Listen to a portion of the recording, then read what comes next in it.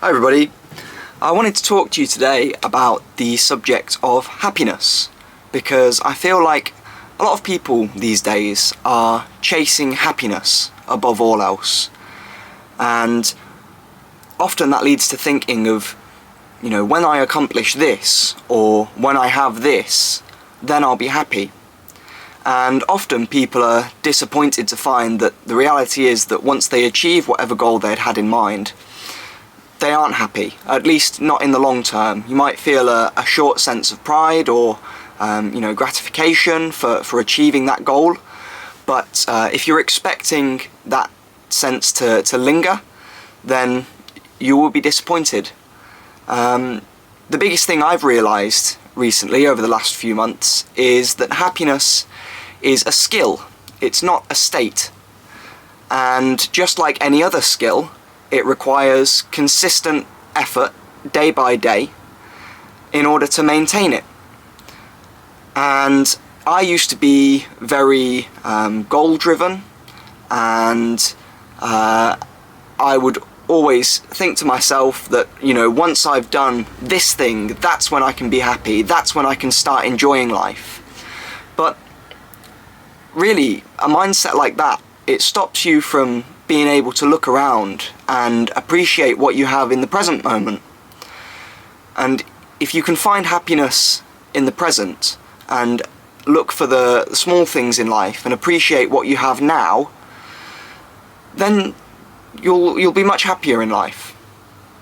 And when I say that happiness is a skill, what I mean by that is that it takes effort. There are going to be days when you don't feel it, but it's important in those days to still go out there with a smile on your face and try and make other people's day better, and think, if I was feeling happy today, what would I be doing? How would I act?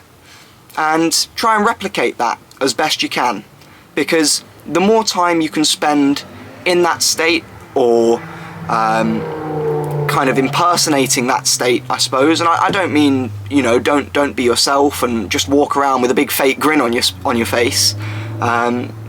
It is important to show whatever emotion that you do happen to be feeling, but just those days where it's just a regular boring day and you're not feeling particularly inspired, you're not sad about anything either, just practice being happy. Sing along to whatever song's playing on the radio, have a little dance, just try and get that spark back, because a lot of people, me certainly, can tend to overthink things.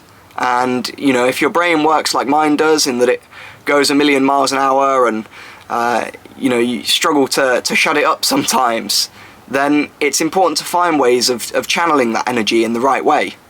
So whether that's a hobby that you have, if you're trying to do something productive, trying to learn a skill, then this is where discipline is really important. If you can choose to channel that energy in the right way, then you'll find quite quickly that you can take your mind off whatever it is that's troubling you, and you'll get that sense of accomplishment back again, that you are focusing your energy in a creative manner, and in a productive manner as well. And really, it doesn't take much effort to do that. Quite often I'll find myself reaching for my phone, and whereas previously I would have got sucked into some rabbit hole on social media or YouTube or whatever it would be that would take up an hour, 2 hours of my day, all it takes is that split second of thought when you grab your phone of, is there anything else that I could be doing or would rather be channeling my energy towards?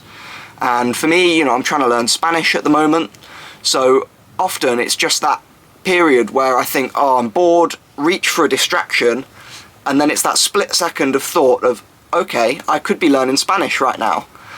And then, I have that sense of satisfaction that I've kind of beaten that, I don't know, I guess that little dopamine goblin in my head that just wants to do the easy thing and chill out for a bit.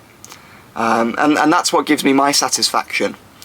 But, you know, I find that approaching life from the point of view of it being a skill has been really helpful to me. You know, I used to play a lot of Rocket League. I still do try and play if I can. Great game. Rocket League is very skill-based. There's a high skill ceiling in that game. And the mechanics of the game are very, very simple. It's just you and your control of your car. For anybody that doesn't know, Rocket League is basically car football. And it's just you and your control of the car and how well you can control the ball with your car. And there's no pass button, there's no shoot button, no like lucky mechanics or anything like that.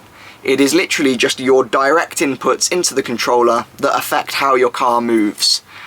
And Rocket League, it used to annoy me. I used to get so angry at that game because I wanted to win. I'm a competitive person. I wanted to beat the people I was playing against. But then when I took a tab of acid and played competitive 1v1 Rocket League for 4 hours straight, I had a bit of a mindset shift, and I realised that it wasn't about me versus the other players. Oops, my camera died. Yeah, so it wasn't about me versus the other players. It was actually about me versus myself and my control of the car and the ball. And once you turn the game, again, this book, Finite and Infinite Games, I highly recommend it. It's very, very interesting. Once you turn the finite game of Rocket League, that 1 5-minute match that you think I've got to win, into the infinite game of you becoming better than you were the day before, the game becomes so much more satisfying, because then the challenge is about yourself. And for me anyway, I don't know, I just find that much more satisfying than trying to beat a specific person, is trying to overcome yourself and be better. And that's the type of approach that I try to take to life now. And it's helped me a lot. The camera dying has completely, I've lost whatever train of thought I had. So we're just going to have to sit together while I think of something else to say.